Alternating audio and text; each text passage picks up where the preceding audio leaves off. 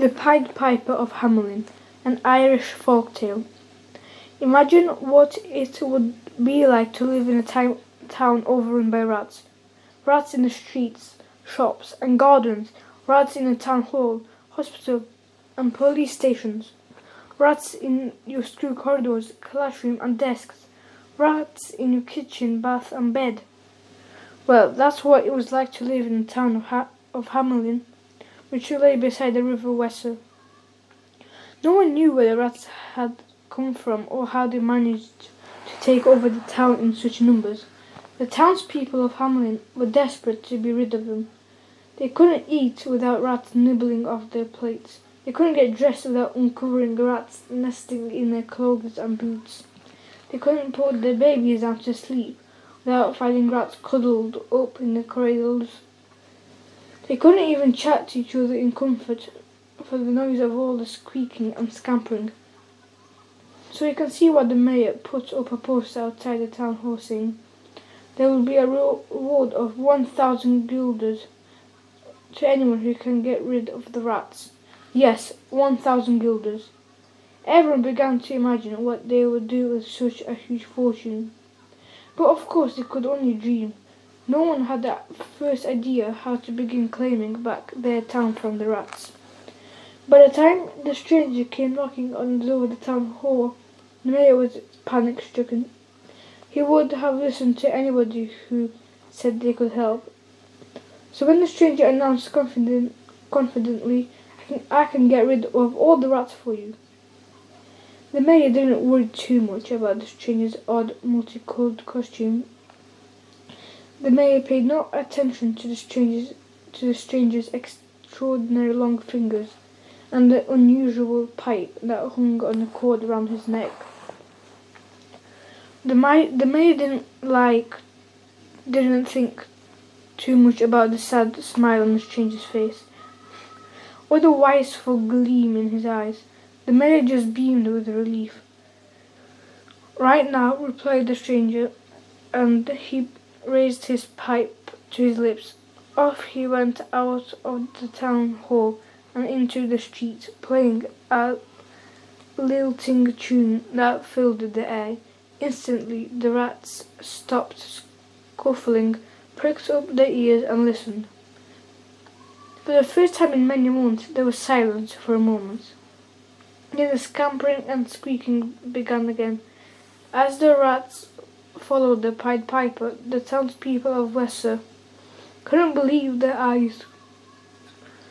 All through the town strolled Pied Piper, his fingers continually moving on his pipe, and the haunting notes rippled through the air. And out of all the houses swarmed the rats, out of every garden and gutter, and out of every nook and cranny. They came streaming down stairwells and through streets, out of passages and alleys, over rooftops and along the roads the rats came hurrying after the strange musician.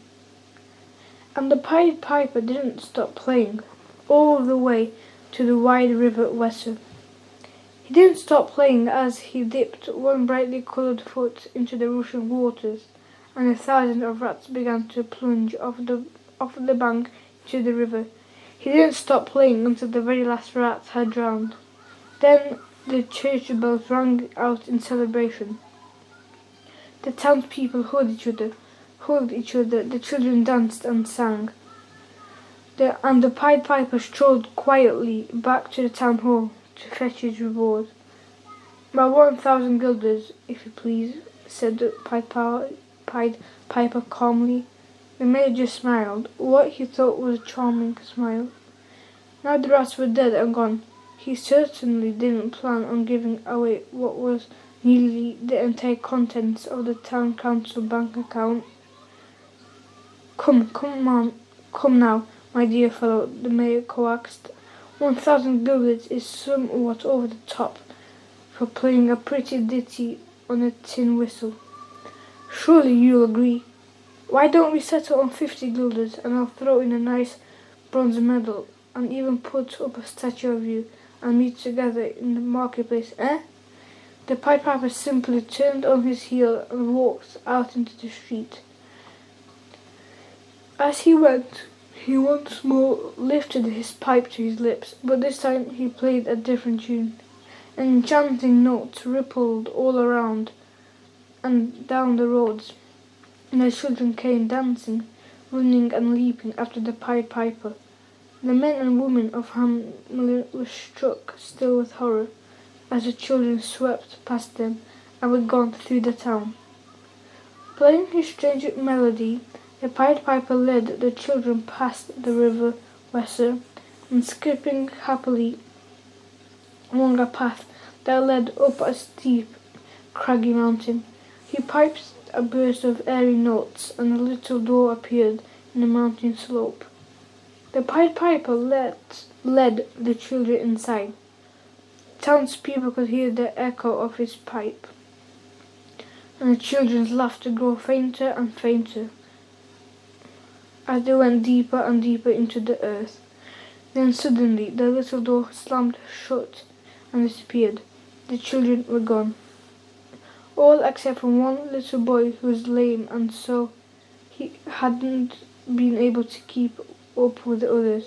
He stood on the mountainside and sobbed, calling for his friends, but the little door had vanished. No one ever saw the Pied Piper or the children again.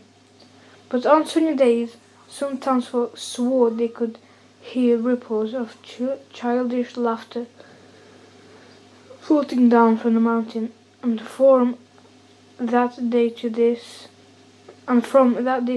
there has never been a single rat in the town of Hamelin.